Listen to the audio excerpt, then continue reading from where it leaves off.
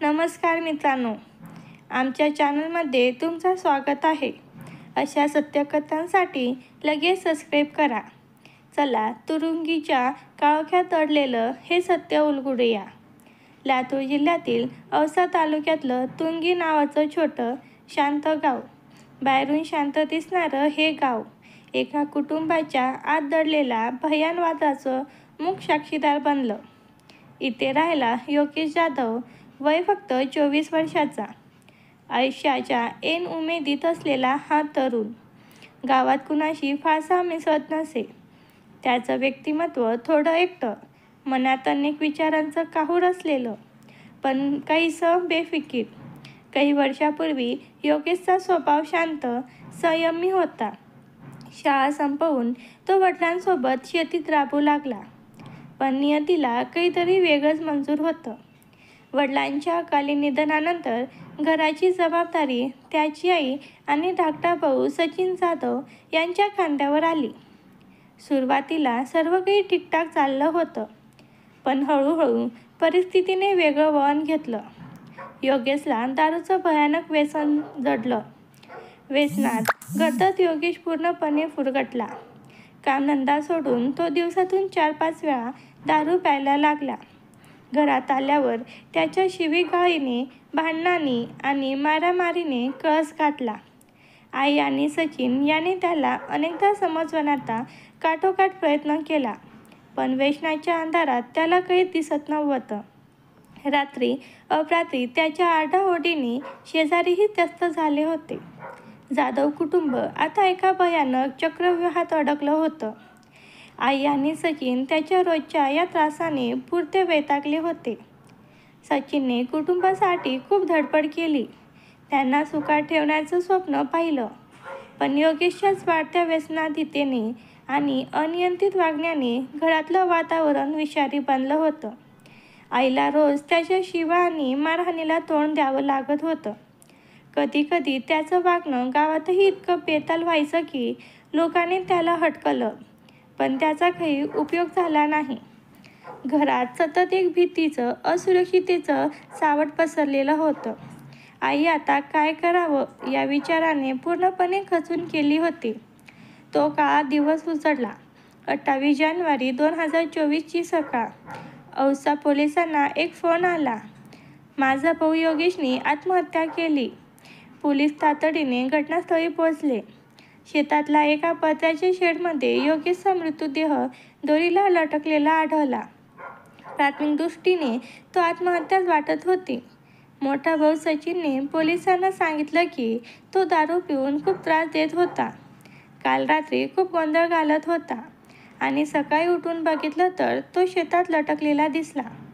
पोलिसांनी सुरुवातीला आत्महत्या म्हणून नोंद केली, पण पोलिसांना काहीतरी खटकलं. प्रथमदर्शनी आत्महत्या वाटणारी ही घटना काही बारीक तपशील तपासल्यावर पुरींना संशयास्पद वाटू लागली. जेव्हा पोलिसांनी मृतदेहाची तपासणी सुरू केली, तेव्हा त्यांना काही गोष्टींवर विशेष लक्ष दिलं. गळ्यातली दोरी फाशी घेण्यासाठी वापरल्या जाणाऱ्या नेहमीच्या पद्धतीनुसार नव्हती. दोरीचं टोक शेडच्या कठ्यावर अतिशय विचित्रपणे घसरलेलं दिसलं.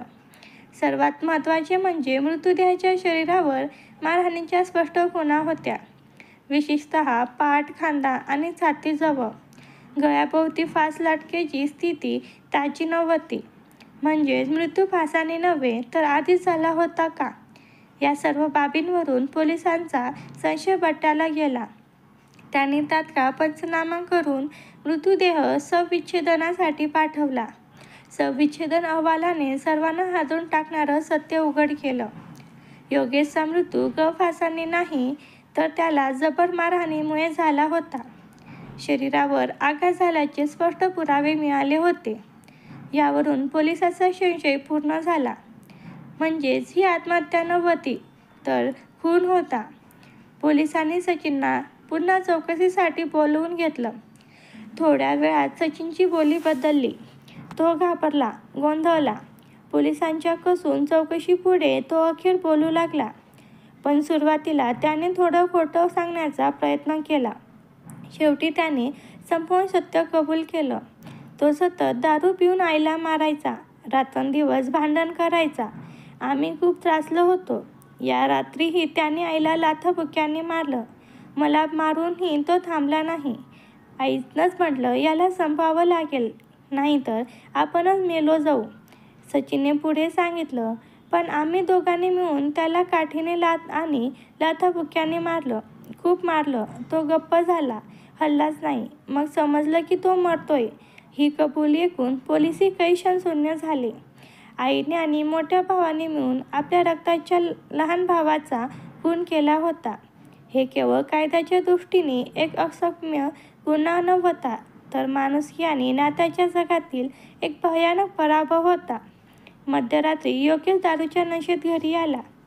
आईसोबत त्याने वाद घातला, शिवीगाळ केली आणि हात उचलला. तीव्र रागाच्या भरात आईचे डोळे पाण्याने भरले, पण तिच्या रागालाही पूर आला होता. मोठा भाऊ सचिन मध्ये पडला होता, पण योगेश कुणाचंही ऐकत नव्हता. तेव्हा सचिन आणि आईने मिळून एक जाड काठीने योगेशला मारहाण करायला सुरुवात केली. योगेश उलट उत्तर देत प्रतिकार करत होता, पण त्याचे हातपाय झटपट मारले. रागाच्या भरात दोघांनी त्याला बेदम चूप दिला. काही वेळाने तो बेशुद्ध झाला आणि नंतर मृत पावला.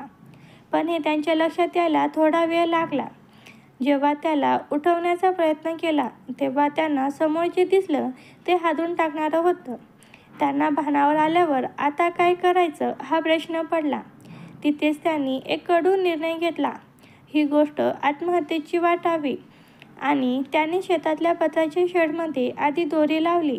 मग योगेशचा मृतदेह ओढत तिने नेला आणि त्याला गळफास दिल्यासारखं ॲडजस्ट केलं आणि नंतर सकाळी पोलिसांना फोन करून आत्महत्येची माहिती दिली. घटनेचं खरं सत्य समोर आल्यानंतर तुंगी गावात एकच खळबळ उडाली. आईनंच आपल्या पोटच्या मुलाला मारलं, ही भावना संपूर्ण गावाला विचारात पाडून गेली. काहींनी आईच्या बाजूने बोलण्यास सुरुवात केली की खूप सहन करत होती, काय करणार, असा मुलगा जन्माला घातला. इतकं शांत राहिलं तेच खूप होतं. पण तर काही जणांनी या गुन्ह्याचा तीव्र शब्दात निषेध केला. आई आईच असते, मुलगा कसंही असला तरी त्याला मारणं कधीच चूक. सचिन आणि आई दोघांनी पोलिसांनी ताब्यात घेतलं. त्यांच्यावर भारतीय दंडविधानाच्या कलम 302 अंतर्गत खुनाचा गुन्हा दाखल करण्यात आला.